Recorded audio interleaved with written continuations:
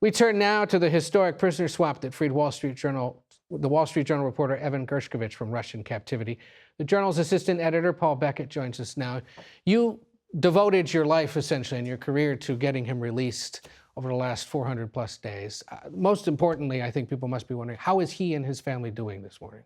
Thanks very much, Ed.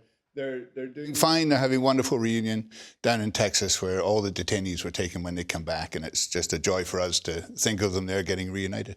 You are wearing one of the buttons that became ubiquitous with this movement, I Stand With Evan. It was something that was seen in the pages of the Journal every day, on the website, among reporters in this town and across the world.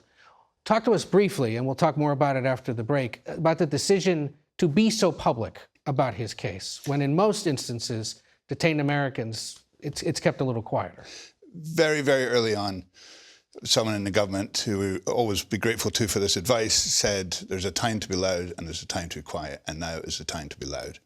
And so we stayed loud until we knew the time to be quiet, and that time to be quiet was Wednesday and Thursday of this week. Because it ultimately led to his release. Correct. And it earned the assistance of world leaders, of celebrities, but most especially Evan's mother. She's an extraordinary advocate for him. The whole family has been. And, you know, she was, in her own way, a power player in getting this done. And we're just so grateful to everybody who contributed. CBS, high among them. You know, everybody came out and said, we stand with Evan too, and that meant the world to us. We do, and we did, and we do. And we'll talk more about it in a moment. Please stay with us.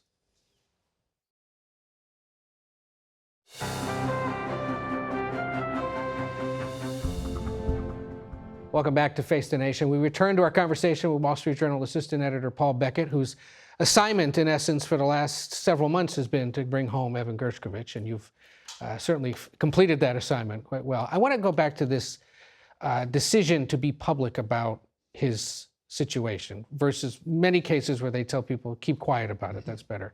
Was there ever a concern that by being so public, it potentially put him at greater risk, or that it put other colleagues, either at the Journal or at other publications, at greater risk? There is a fascinating argument around that. The Russians didn't give us much of a choice because they came out and said he is a spy. Total nonsense. But what were we going to do then? I mean, we had to very, very quickly and very loudly make it very clear to the world that he works for the Wall Street Journal and the Wall Street Journal only. So to some degree, that became academic. I do think the Biden administration had an idea of what it would take to get him back from the moment he was seized. And I don't think that changed for all our noise. I don't think the dynamic changed. If anything, maybe it expanded the aperture so that 16 people came back. Mm-hmm. We were talking about this a little in the break. You're working with an administration to get a colleague home, but at the same time, as any good American newspaper does, aggressively covering and scrutinizing the exact same people that some of you at least had to be on the phone with. That had to have been a little awkward at times. We tried to separate the two as best we could, and appropriately so. We had the newsroom who was covering the story, and we have written a huge amount of tremendous journalism on the case and related cases and the dynamics and everything. We've covered it very aggressively as a story. And then there were a few of us who were really ambassadors for Evan. And we went about that advocacy work with the appropriate, I think, separation from the coverage, just so that we could do everything we could to get our guy back while also delivering for our readers and the country on what was happening. You know, there's always conversation when Americans are freed in these kinds of negotiations that it potentially puts more Americans at risk in the future. I also wonder, given the high-profile nature of Evan's case, whether it's going to make it harder for journalists who either are American or work for American outlets to be working in places like China, Iran, Hungary, Russia, even some parts of Latin America. Does this now increase the risk for all of them? It's a very complicated picture. First of all, we have huge respect. I have huge respect for the fact that the United States dedicates such efforts to get its citizens back. Not every country does that. Secondly, nobody likes these deals. I don't think the administration likes the deal. I think, and we're grateful for that they saw travesties of justice. Remember, Vladimir Putin is the aggressor here. He committed crimes against these people, and bringing them home ends a path that would have had Evan Gershkovich this week in a Russian penal colony. So we understand the risks. We understand the hypotheticals. I think the key to all of this is what can now be done to prevent these countries doing this in the future. We need to find a way to take away the incentive to do it in the first place. Once they've been taken, that conversation becomes a bit mute, because then you're either going to leave them there or you're going to get them back. It's pretty binary. Right. Do you expect Evan to return to reporting full time for the Journal? The amazing thing about this is he will get to do whatever he wants. He put in a formal request as he was leaving Russia, in writing, in Russian, to Vladimir Putin saying, could we conduct an interview together? Has he gotten any response yet? I saw a spokesman for the Kremlin said that it would be considered. I think we might ask that it be done over here. Or at least remotely. If it ever happens. Yeah. Well, Paul Beckett, you've been a hero to so many at the Wall Street Journal, but really, frankly, to all of us in journalism for devoting yourself to this on behalf of a colleague. We appreciate you being here today, and we're so thrilled for Evan and his family and for all the detained Americans who are now home. Thank you to CBS and to you for all your support. All righty. We'll be right back. We turn now to Deputy National Security Advisor Jonathan Feiner. John, thank you for spending some of your time this Sunday morning with us. I want to start with the fact that the United States, the United Kingdom, and Jordan are advising citizens to get out of Lebanon right now. Is the Biden administration anticipating Israel will strike inside Lebanon soon, or how real is the risk that a second front could open up in Lebanon? Well, Ed, what we're trying to do is prepare for any eventuality, any possibility. That's only responsible for the United States. Obviously, we've been quite clear that we'll work with our ally Israel to defend itself against any threats that it faces, and we are in a moment that appears to be of heightened threat. So what we have said to our own citizens is should they choose to or desire to leave Lebanon, the time to do that would be while commercial options are available, as they currently are. Beyond that, obviously, these are personal decisions that we will leave to people to make. We've raised our travel advisory to level 4, which discourages Americans from traveling to Lebanon, and we are preparing for whatever may come. But this is no prediction about future events. It is prudent planning for them and for our government. Is that why the U.S. is deploying additional fighter squadrons to the Middle East and moving in other naval vessels? So you're referring to the announcement that was made on Friday, where the United States and our Pentagon said that we are moving a aircraft carrier group to the region and some additional air assets. That is entirely focused on defending Israel against potential threats it may face. And out of our desire to both deter those threats, defend against them, and ultimately de-escalate this situation and avoid it sliding into a regional war. We obviously had a very close call on a broader regional conflict on April 13th, when the United States worked very closely with Israel and with our other partners and allies to defeat a threat and an attack that Iran made against Israel. And should that situation arise again, we want to be prepared to do it. But the overall goal is to turn the temperature down in the region, deter and defend against those attacks, and avoid regional conflict, which has been our goal really since October 7th. I want to talk to you a little bit about the prisoner swap from this past week. The president and Jake Sullivan, the national security advisor, are especially focused on the case of Mark Fogel, an American school teacher still being detained by Russia. Why was he left out of this deal? And is it realistic to think he can be home by the end of the Biden administration? So I want to say a few things. One, predictions about future events like this is not a business I want to be in, but we think about Mark Fogel every single day, and not only think about him, we work on his case every single day, and we are going to do what we can to try to bring Mark home as soon as possible. We work to try to get Mark included in the deal that consummated last week, and we are right back at it to try to get Mark back to the United States and united with his family. Beyond that, I don't want to get into the details. Well, more specifically, what is the administration doing to ensure that the next Mark Fogel or Paul Whelan or Evan Gershkovich isn't captured, either in Russia or elsewhere? It's a really good and important question, Ed, and we're doing a few things that are novel in this administration. One is we have created a list of countries for which there is a heightened alert for Americans who travel there, that they may be detained unlawfully or wrongfully, and we draw a lot of attention to places where we do not think Americans should travel for exactly that reason. Second, and this came about in work with Congress and under a statute called the Levinson Act, which has been passed, there are new sanctions authorities available to the U.S. government against countries and officials who conduct these sorts of wrongful or unlawful detentions, and we will deploy those as well as the kind of public messaging that we've just been discussing about where Americans should and should not travel. Beyond that, we have also been clear, though, that the United States will work to get Americans in these terrible situations home and reunited with their families. I want to bring you to a situation in this hemisphere, in Venezuela specifically. The situation quite grim. The Secretary of State on Friday said that the opposition candidate won more votes than Nicolás Maduro. He also spoke with opposition leaders. Did the opposition candidate, Edmundo González Urrutia, win that election?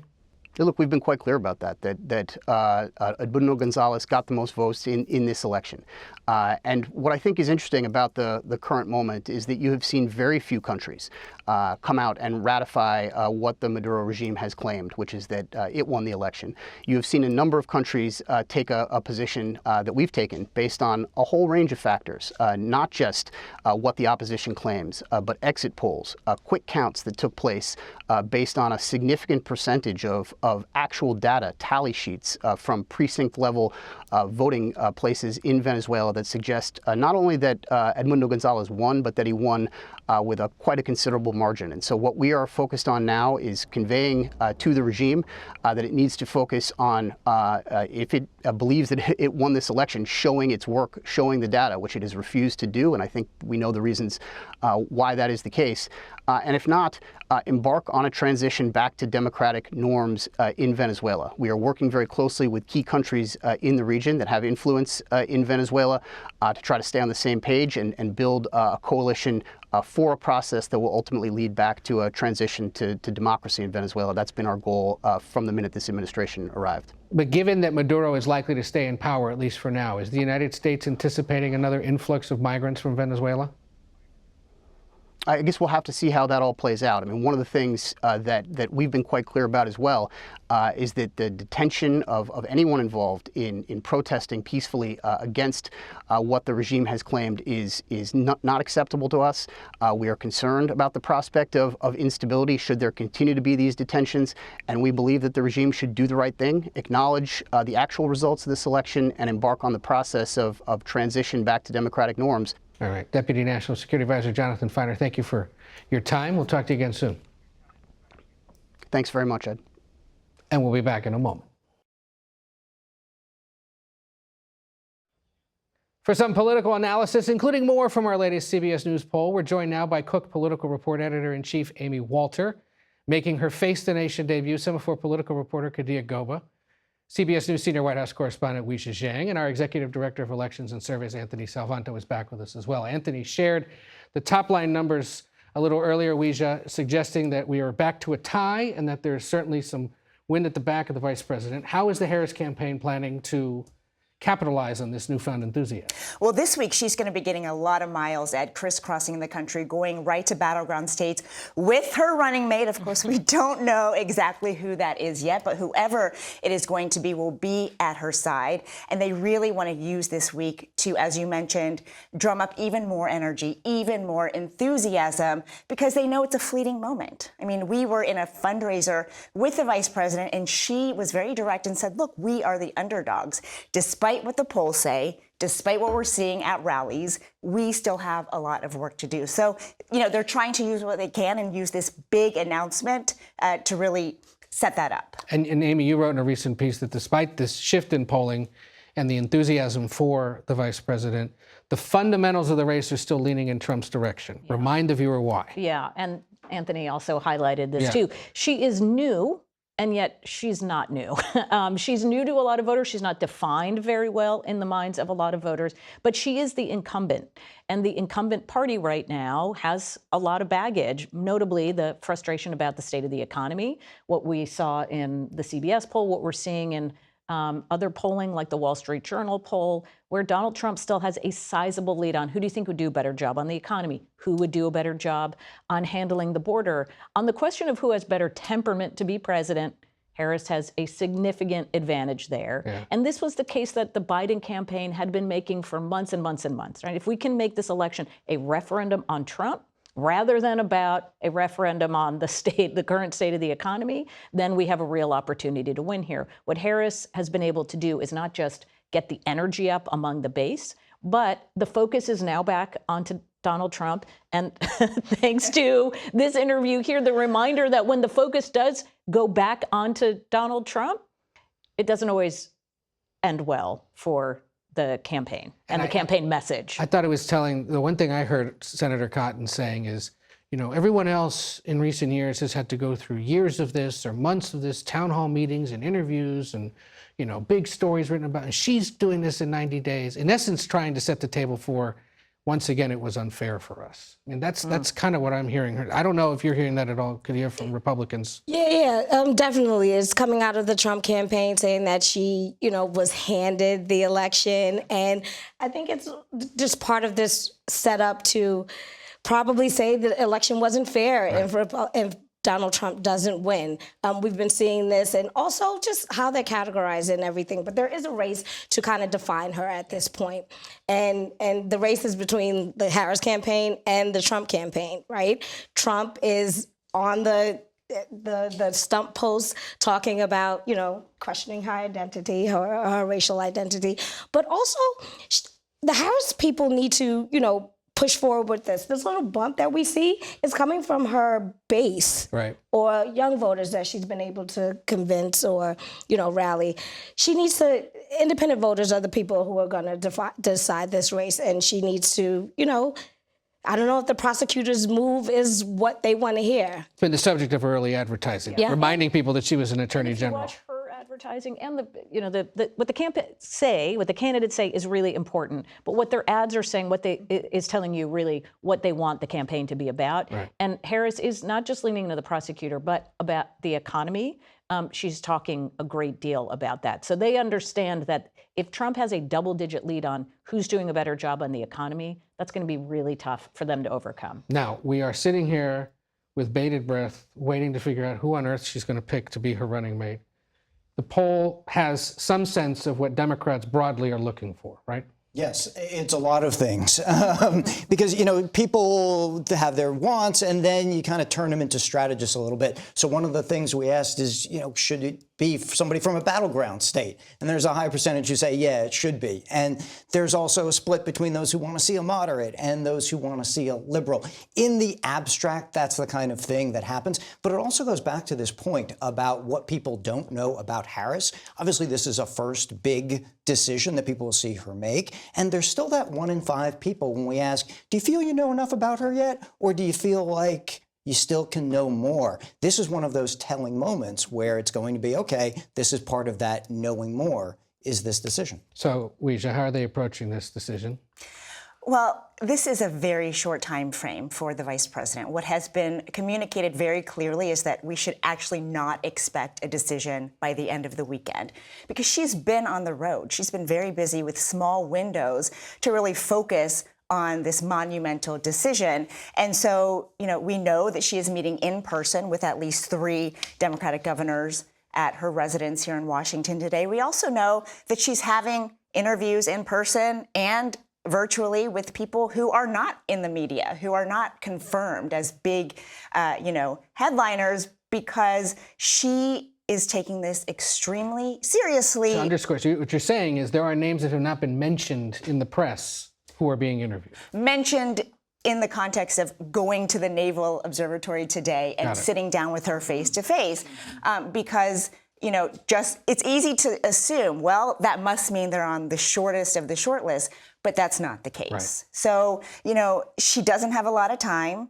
Aides have been really frustrated. They wish they had much more time, but this is the way this is all played out. So one thing I've observed from the vice president is what really matters to her is her rapport with people, is chemistry. So it might just come down to that. But at the end of the day, we all know it's who's going to help her win and who's going to bring to the ticket what Joe Biden is leaving behind. So that's And yet historically, ultimately, do they matter? Do they not matter? It usually is not as significant. We love it because we love politics, and this is part of our day-to-day life. I don't think for voters, they're not viewing who they're voting for president through the lens of the vice president. But what it does do, especially for people who don't know much about Kamala Harris. It's her first major decision that she's making as an executive, so tells you about her, not just her thought process, but the kind of person she wants to lead with. And for somebody who's not very well defined, to have somebody, whoever she picks,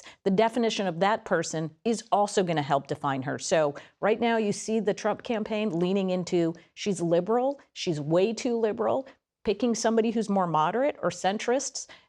The goal then, of course, would be to say, oh, well, there's some guardrails around that. And that was a lot of the discussion we were all having before Trump made his pick, right? Is he going to pick somebody who's going to put the guardrails around Trump for voters who say, I don't know, Trump's personality, his style's a little much for me.